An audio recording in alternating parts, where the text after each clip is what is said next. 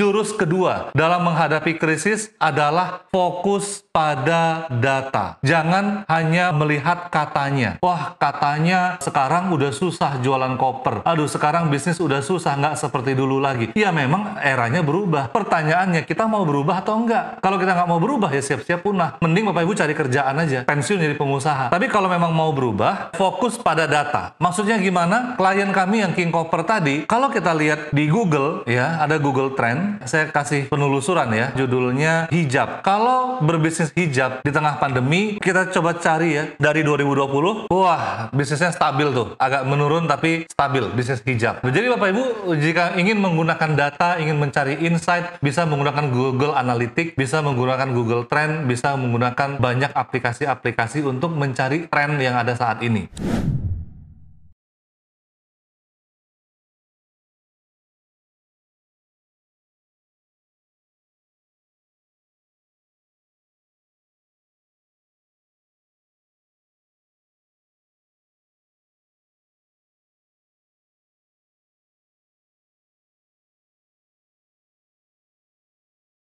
Contohnya, ketika pandemi berlangsung, banyak yang mengatakan, Coach, bisnis hand sanitizer yang bagus. Itu tinggi sekali ya, hand sanitizer di awal Januari 2020. Tapi kemudian langsung turun dan nggak terjadi apa-apa. Warna kuning itu masker, warna biru itu hijab, dan warna merah adalah pembersih tangan. Di situ kita lihat masker lagi tinggi-tingginya di tengah pandemi kemarin. Nah, tapi kalau kita masukkan kata kunci koper, apa yang terjadi Bapak Ibu? Koper nggak ada yang minati, Coach. Tuh, Coach. Ya, tapi kalau kita masukkan kata kunci jalan-jalan, oke, di saat pandemi awal-awal turun, tapi kemudian naik lagi. Bahkan bisnisnya sangat stabil. Bapak Ibu bisa lihat di sini, grafiknya tinggi sekali. Jauh melebihi hijab, jauh melebihi hand sanitizer atau masker. Meskipun grafiknya itu naik turun, tapi cenderung stabil. Nah, inilah yang terjadi oleh klien kami, King Copper, keluar dari Blok M, jualan di marketplace, omsetnya naik dari 300 juta sampai ke 1,5 miliar. Bukan karena dia yang hebat jualan, bukan karena juga saya yang hebat membantu beliau, bukan. Tapi karena beliau melihat peluang. Ternyata permintaan koper itu tinggi di saat pandemi. Justru sebagian orang pesimis. Biasanya orang akan cenderung jualan makanan, jualan herbal. Inilah yang menjadi landasan